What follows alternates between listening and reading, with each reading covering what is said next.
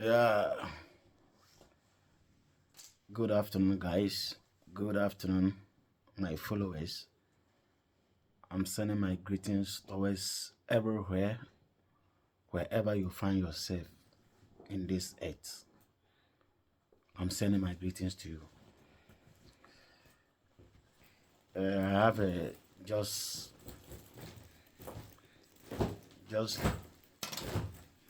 short message or short video that I would like to share with you guys out there. What is happening in the Ghana volta region, the Akosombo Dam. The Akosombo Dam was built by Dr. Sajifo Kwame Nkrumah, who fought for Ghana independence. He's the first president in Ghana. We take the independence from the British in 1957. And the dam was built by then. After the colonization, after we taken the independence, the Osajifo Kwame Nkrumah fought and built the dam in the Volta region, which is River Akosombo. Many people knows about it. And there are many cities, many various cities around that dam, which the people need to be compensation in case of flooding, because they have already said about the flooding will take place in time where anything can happen, but they didn't do anything. So the people are just living there. They are now facing many challenges. So let's go and watch the video, just 5 minutes or 10 minutes, then you'll see what I'm talking about. Don't know. I'm not sure exactly the sort of help they can send. We heard some people sent in bags of rice and so on, but it's not possible to cook rice when you don't have a place to stay, or a stove, or even a cooking pot. So if you could advise on exactly the kind of help that you need, that would be more practical to you. What would you say? What do you need right now? Oh, we did rice, solid road. You need predators to come for the people who the water are affected. Have you been to St. Kizito? No. You haven't gone there? No. Because I'm not near to the Volta River. So me, I did not go to. You've not gone there? Yeah, I didn't go there. All right. So it means that there are people who are far from the river bank or the bank of the water body who have been affected. So all these communities, you are not closer to the water.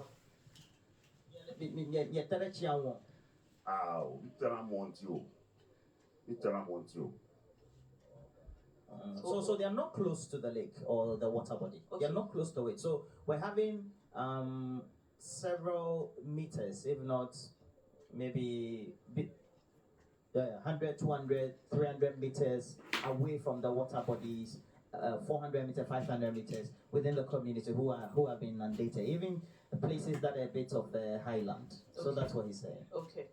Okay. All right.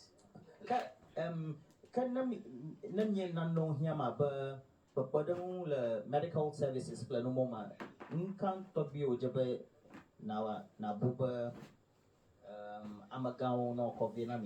what sort of medical help do you need?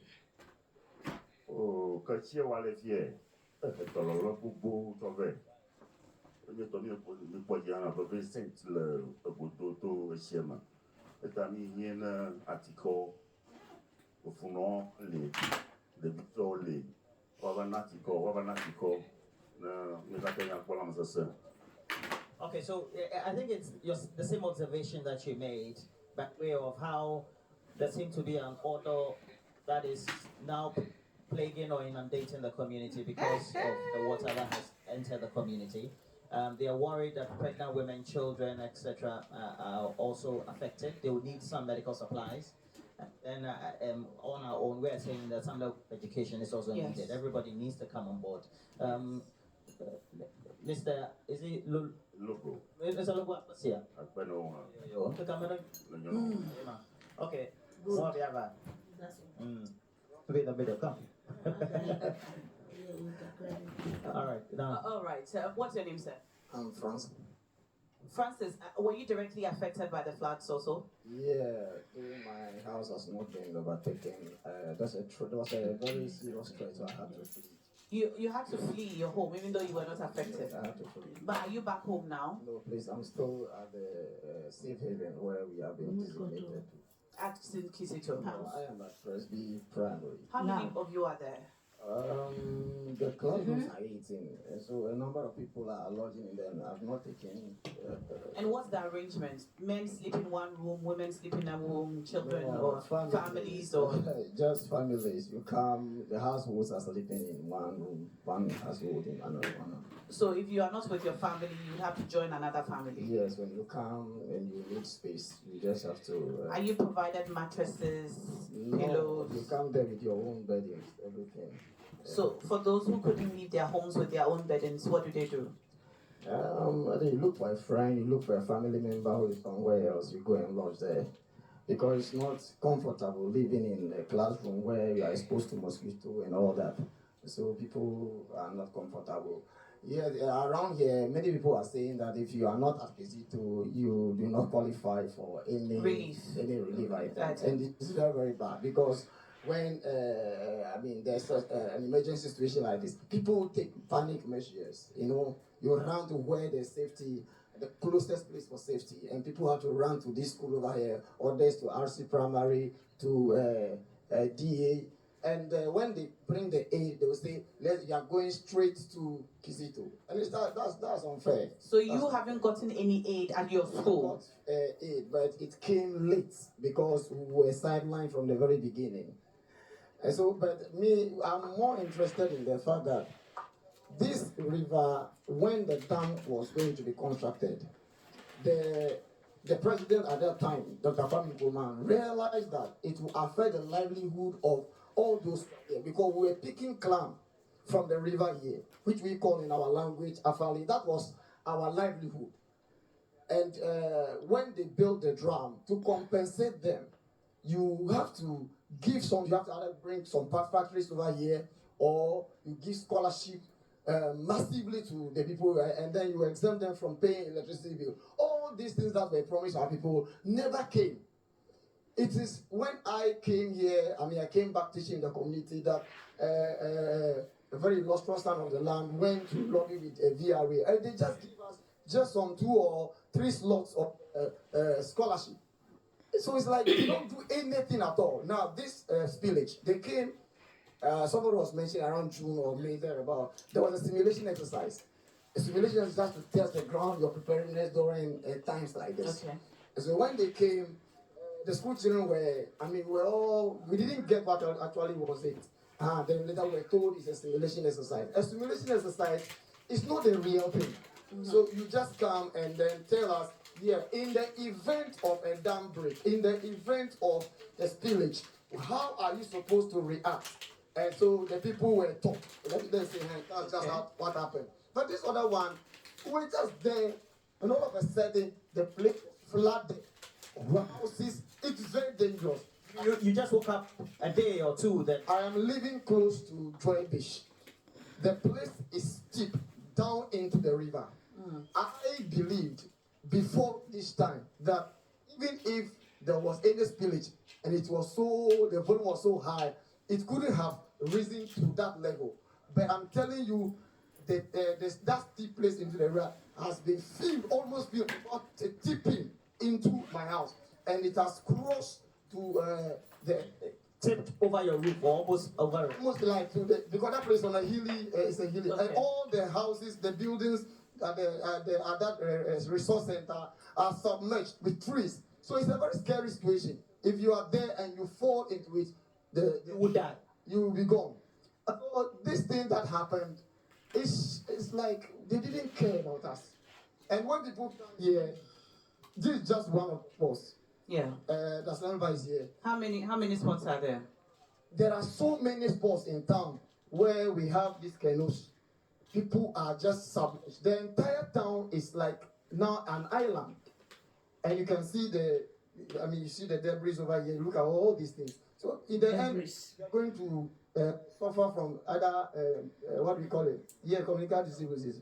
So I'm just pleading with all those who are hearing from us in Mepe that the situation is not as, unless they come on the ground, they come around here, then they will see for themselves. Yeah. Even you yourself that are here, you can take the boat, go around and see what has happened. This toilet here is flooded. And this is not the only toilet that is flooded. There are many other toilets that are flooded all over the town. Meanwhile, we were supposed, because if the spillage happened, those who are close to the river, they are supposed to suffer this.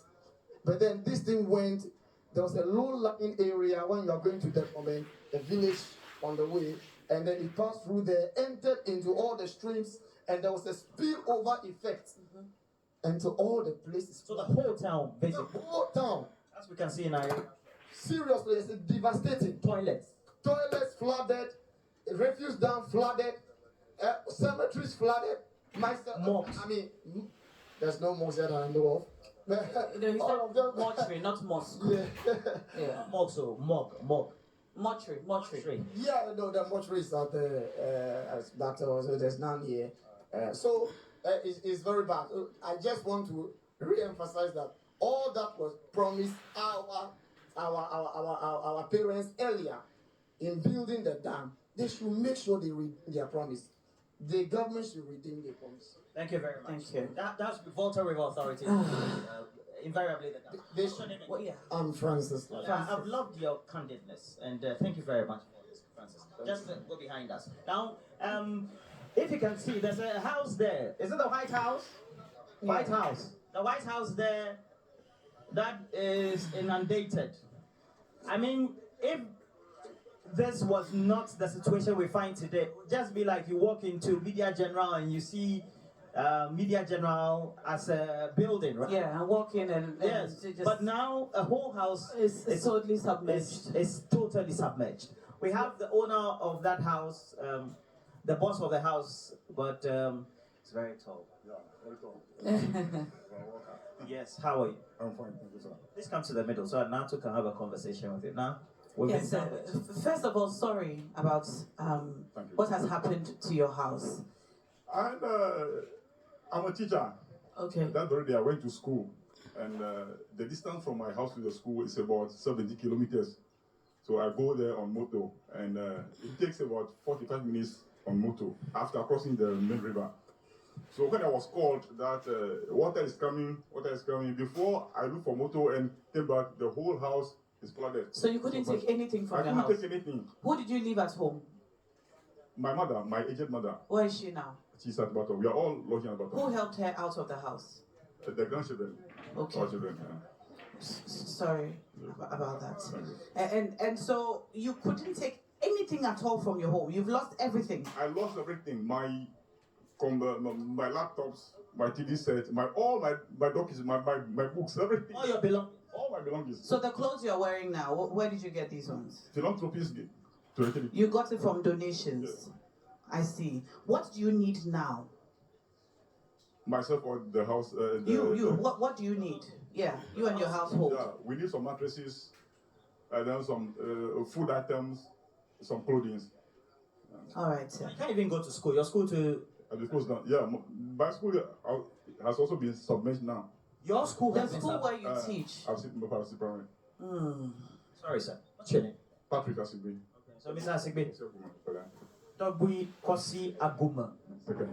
The second. Vavalia. Evelia. Vavalia. Evelia. Togui Kosi Aguma. Evelia. Amaga.